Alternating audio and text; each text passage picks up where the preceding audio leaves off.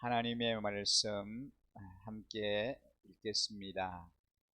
창세기 41장 37절 말씀부터 57절까지의 말씀 함께 합독하도록 하겠습니다. 창세기 41장 37절 말씀부터 같이 읽습니다.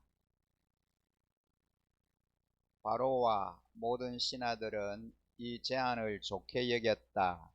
바로가 신하들에게 말하였다. 하나님의 영이 함께하는 사람을 이 사람 말고 어디에서 또 찾을 수 있겠느냐.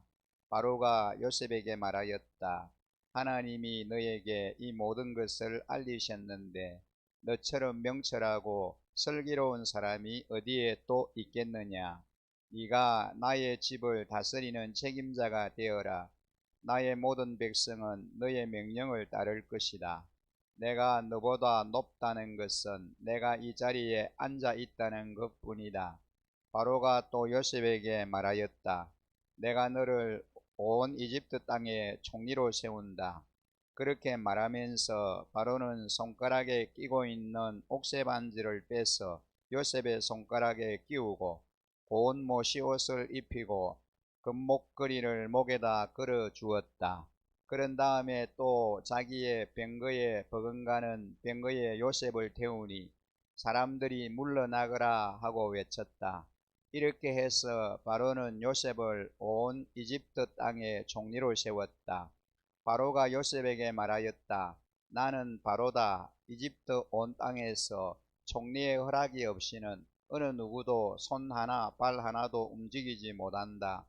바로는 요셉에게 사브낫 바네아라는 이름을 지어주고 온의 제사장 보디베라의 딸 아스나스과 결혼을 시켰다. 요셉이 이집트 땅을 순찬하러 나섰다. 요셉이 이집트 왕 바로를 섬기기 시작할 때에 그의 나이는 30살이었다. 요셉은 바로 앞에서 물러나와서 이집트 온 땅을 두루다니면서 살폈다. 풍년을 이룬 7해 동안에 땅에서 생산된 것은 대단히 많았다. 요셉은 이집트 땅에서 7해 동안 이어간 풍년으로 생산된 모든 먹거리를 거두어 들여 여러 성읍에 저장해 두었다. 각 성읍 근처 밭에서 나는 곡식은 각각 그 성읍에 쌓아 두었다. 요셉이 저장한 곡식의 양은 엄청나게 많아서 마치 바다의 모래와 같았다. 그 양이 셀 수 없을 만큼 많아져서 기록을 중단할 수밖에 없었다. 요셉과 온의 제사장 보디베라의 딸 아스나 사이에서 두 아들이 태어난 것은 흉년이 들기 전이었다. 요셉은 하나님이 나의 온갖 고난과 아버지 집 생각을 다 잊어버리게 하셨다 하면서 맏아들의 이름을 므낫세라고 지었다. 둘째는 내가 고생하던 이 땅에서 하나님이 자손을 번성하게 해 주셨다 하면서 그 이름을 에브라임이라고 지었다. 이집트 땅에서 7해 동안 이어가던 풍년이 지나니 요셉이 말한 대로 7해 동안의 흉년이 시작되었다. 온 세상에 기근이 들지 않은 나라가 없었으나 이집트 온 땅에는 아직도 먹거리가 있었다. 그러나 마침내 이집트 온 땅의 백성이 굶주림에 빠지자 그들은 바로에게 먹을 것을 달라고 부르짖었다. 바로는 이집트의 모든 백성에게 요셉에게로 가서 그가 시키는 대로 하여라 하였다. 온 땅에 기근이 들었으므로 요셉은 모든 창고를 열어서 이집트 사람들에게 곡식을 팔았다. 이집트 땅 모든 곳에 기근이 심하게 들었다. 기근이 온 세상을 뒤덮고 있었으므로 다른 나라 사람들도 요셉에게서 곡식을 사려고 이집트로 왔다. 아멘. 오늘 우리가 함께 읽은 본문을 중심으로 애굽의 총리, 온 세상의 구원자라고 하는 주제로 말씀을 함께 나누고 싶습니다. 온실 속 하초로 자라던 17세 소년 요셉은 친형제들의 손에 팔려 낯선 이집트 땅에서 종살이를 시작했습니다. 바로의 경호대장 보디발의 집에서 인정받았으나 여주인 강간 미수범으로 몰려 지하 감옥에 투옥됩니다. 억울하고 괴로운 시간이 이어집니다. 투옥된 왕의 신하들의 꿈을 해석해주고 왕에게 자신의 억울함을 호소해달라는 부탁은 잊혀지고 그의 존재도 모든 희망도 꺼져버린 듯 했습니다. 주님을 믿는 우리도 주님을 믿고 따르며 동행해도 요셉처럼 억울하고 괴롭고 견디기 힘든 시간을 맞이할 수 있습니다. 다윗도 그러했고 바울도 그러했고 오늘 우리도 그러합니다. 사람들은 오해하고 잊어도 하나님은 잊지 않으시고 기억하시고 갚아주시는 분이십니다. 바로왕이 꿈을 해석할 길이 없던 차에 불현듯 술 맡은 가련장이 지하 깜방에서 만난 히브리 청년이 떠올랐고 덕분에 요셉은 왕 앞에서 꿈을 해석할 뿐만 아니라 다가올 일들의 대비책까지 세워서 알려주게 됩니다. 바로와 고관 대작들의 반응을 오늘 우리가 읽은 본문 37절에 이렇게 기록을 하고 있습니다. 바로와 모든 신하들은 이 제안을 좋게 여겼다 라고 기록되어 있습니다. 당시의 모든 문화와 정치 과학의 정점을 찍은 이집트의 지도자들에게 히브리인 노예에 불과했던 이 요셉의 이야기는 사리가 맞고 무릎을 칠 만큼 지혜로웠습니다. 이 요셉의 말에 힘이 실린 이유가 있습니다. 그것이 무엇입니까? 두 가지 이유가 있습니다. 첫째는 하나님이 요셉과 함께 하셨다라는 겁니다. 38절에 보면은 바로가 신하들에게 이렇게 말합니다. 하나님의 영이 함께하는 사람을 이 사람 말고 어디에서 또 찾을 수 있겠느냐 라고 고백합니다.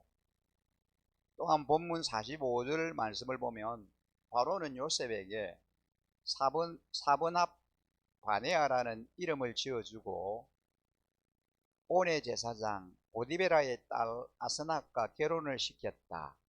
요셉이 이집트 땅을 순찰하러 나섰다 라고 기록합니다. 이방인이 보아도 요셉은 하나님과 함께하는 사람이었습니다. 그의 모든 언어와 행동이 하나님으로 가득 차 있었기 때문입니다. 요셉의 존재는 하나님의 살아계심을 증명하는 통로였습니다. 두 번째로 요셉은 주어진 환경에서 성실과 정직으로 살았습니다. 이집트에 팔려온 이 노예 소녀는 보디발의 집에서 이집트 문물과 일을 익힙니다. 억울하게 지하 감옥으로 내려간 후에도 좌절과 분노의 시간으로 자신의 인생을 파괴하지 않고 또다시 정직과 성실로 환경을 꾸려갑니다. 왕의 술과 떡을 맡은 가는장들의 꿈을 해석해 주는 것만 보아도 사람들에게 관심을 가졌음을 알 수 있습니다. 주로 정치범들이 수용되는 곳에서 이집트의 정치, 경제, 사회, 문화 전반의 모든 영역을 깊고 넓게 익혔을 것입니다. 요셉 자신이 이집트 총리가 될 것을 예견하였기 때문이 아닙니다. 단지 주어진 삶의 자리를 허투루 보내지 않았다라는 거죠. 이런 정직한 시간이 쌓여 이집트의 총리의 역할을 감당할 내공이 쌓여진 겁니다. 많은 성도들이 하나님 앞에 가분한 이런 기도를 드릴 때가 있습니다. 하나님, 제게 이런 자리를 주십시오. 직장에서 사이에서 어떤 자리에 도달하게 해 주십시오. 하지만 정작 그 자리를 감당할 내공을 기를 생각은 하지 않습니다. 하나님 앞에 그렇게 기도는 하는데 실상 그렇게 그 일을 감당할 수 있는 정도의 그런 준비의 과정을 하지 않는다는 거죠. 이 내공을 쌓는 일은 고단하고 괴로운 일입니다. 준비하지 않으며 여행만 바라는 신앙은 그릇된 거죠. 하나님은 무엇을 담기 전에 그릇을 빚으시는 분이십니다. 요셉은 자그만치 13년간 하나님 앞에 큰 그릇으로 빚어졌습니다. 그런 준비의 과정이 하나님 앞에 아름답게 쓰임 받기 전에 13년이라고 하는 긴 세월 동안 하나님은 요셉을 준비시키셨습니다. 훈련시키셨습니다. 우리는 잊지 말아야 합니다. 우리 믿는 성도는 하나님께서 함께하는 자이며 하나님께서 모든 환경을 통하여 우리를 빚어가신다는 겁니다. 우리를 준비시킨다라는 것입니다. 이집트의 총리가 된 요셉은 제사장의 딸 아스낫과 결혼합니다. 그리고 두 아들을 얻습니다. 아들들의 이름에 요셉의 신앙이 그대로 숨겨져 있습니다. 요셉의 신앙을 듬뿍 담고 있습니다. 첫째 아이의 이름이 므낫세였습니다. 우리가 읽은 본문 51절 말씀에 보면 요셉은 하나님이 나의 온갖 고난과 아버지 집 생각을 다 잊어버리게 하셨다 하면서 맏아들의 이름을 므낫세라고 지었습니다. 이 장남의 이름은 잊어버림의 뜻을 지닌 므낫세입니다. 잊어버림. 온실 속 핫초처럼 자라던 17세의 소년 요셉이 첫 아들을 보기까지 20년가량이 걸렸습니다. 그동안 요셉의 마음에 쉽게 떠나지 않는 사건이 있습니다. 구덩이에 자신을 던져 넣었던 형들, 깜빵에 던져 넣었던 사건 등 기억하기 싫은 그런 아픈 추억이 있습니다. 그런 기억이 있습니다. 그동안 요셉의 마음에 쉽게 떠나지 않는 그런 사건이었습니다. 여러분 그렇지 않겠습니까? 어느 누구라도 요셉과 같은 이런 일을 당했으면 그 일을 쉽게 잊어버릴 수 없을 것입니다. 얼마나 억울하고 얼마나 참 아픈 그런 추억이겠습니까? 구덩이에 자신을 던져 넣었던 그 형들, 죄 없이 깜빵에 가야 했던 그런 사건들, 정말 요셉이 잊어버리기 쉽지 않는, 잊어버릴 수 없는 그런 아픔의 기억들입니다. 그런데 요셉은 하나님 안에서 모든 것을 잊었다라고 고백합니다. 하나님이 주체가 되어 주셨다라는 겁니다. 신앙의 첫 단계는 잊는 겁니다. 잊어버리는 것. 좋지 않는 과거, 기억하고 싶지 않는 그런 아픔의 상처들, 그런 과거들을 깡그리 잊어버리는 겁니다. 지워버리는 것이죠.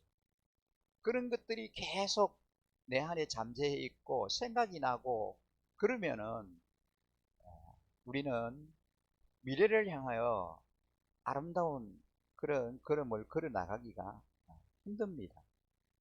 그래서 잊어버림의 은혜, 기억하지 않는 은혜, 하나님께서 요셉에게 그런 잊어버림의 은혜를 주셨다라는 것이죠. 요셉이 내가 잊어버리려고 과거를 생각 안 하려고 노력하고 막 애를 써서 잊어버리는 것이 아니고 하나님의 도우심으로 그 지난 아픔의 상처를, 그 과거를 싹 잊어버렸다는 거죠. 지워버렸다는 것입니다.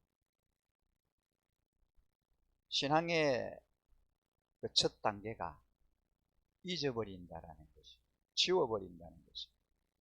십자가의 예수님은 우리를 새로운 존재로 빚어내셨습니다. 우리 성도는 과거의 수많은 감정과 앙금과 미처 답을 찾지 못한 숱한 일들에 주님과 함께 마침표를 찍을 수 있습니다. 주님 만남으로 주님을 인격적으로 내 마음속에 용접하고 모심으로 인하여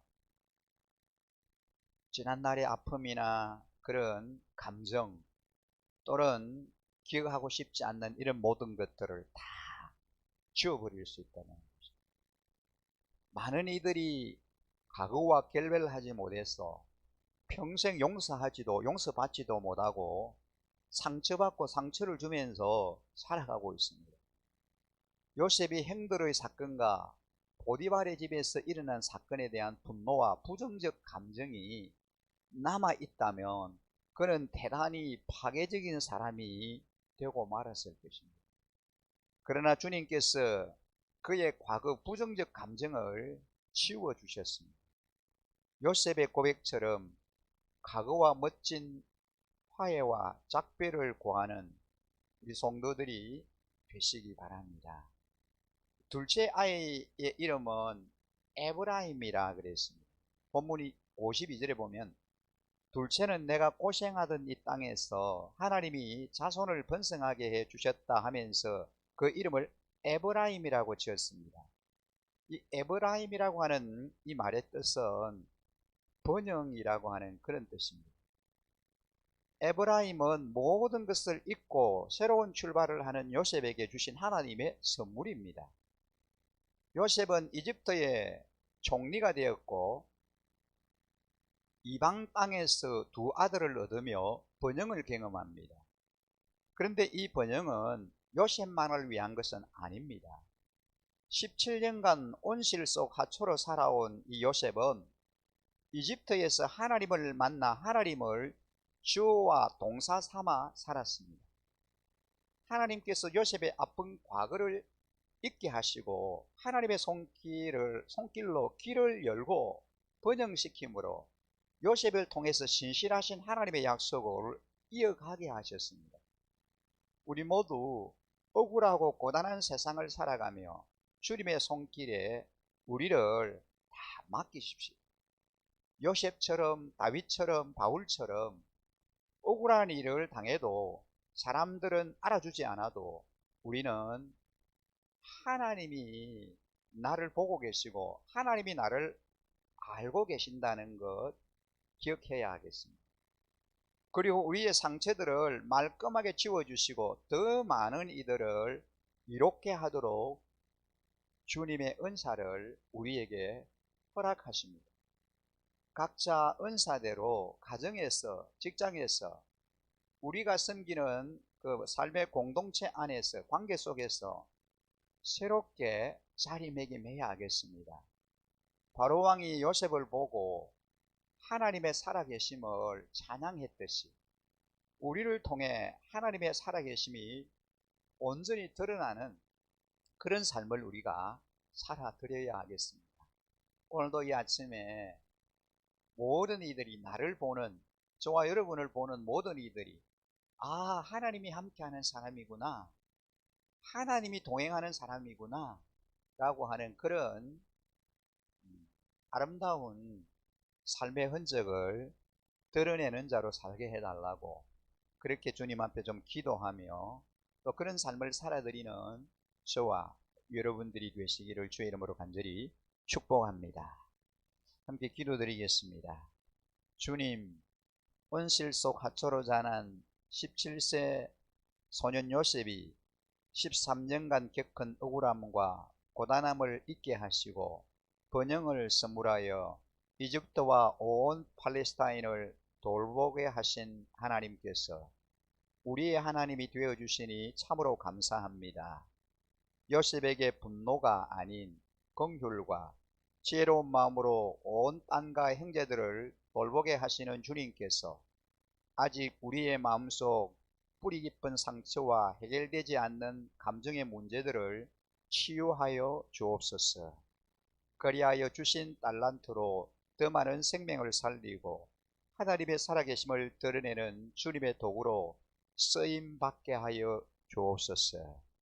하나님, 계속되는 태풍 가운데서도 우리를 안전하게 보호하여 주시고 더 큰, 더 많은 피해를 입지 않도록 이 나라를, 이 대한민국을 하나님께서 긍휼히 여겨주셔서 감사합니다.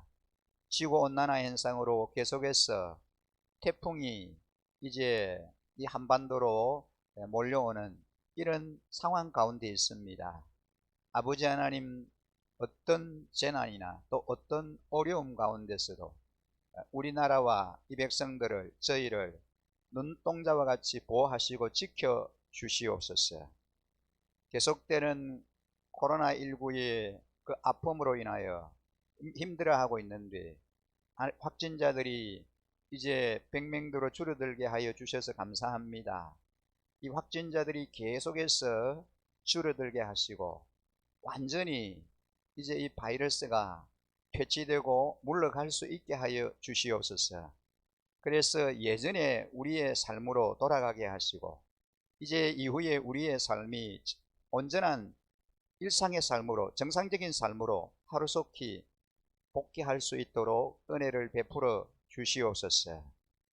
우리 하나님께서 저희를 눈동자와 같이 지켜주셔서 어떤 위험 가운데서도, 위기 가운데서도 보호하시고 그 위기가 우리의 기회가 되고 또 우리의 축복이 되는 그런 역전의 삶을 살아드리는 저희들이 되게 하여 주시옵소서. 우리 일신가족들, 사랑하는 자녀들, 오늘도 주님이 안보하시고 눈동자처럼 지켜 보호하여 주셔서 가정에서, 학원에서, 일터에서, 삶의 현장에서 하나님의 도우심 가운데 승리하는 삶 살아내게 하여 주옵소서.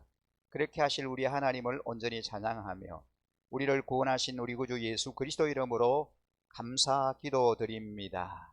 아멘.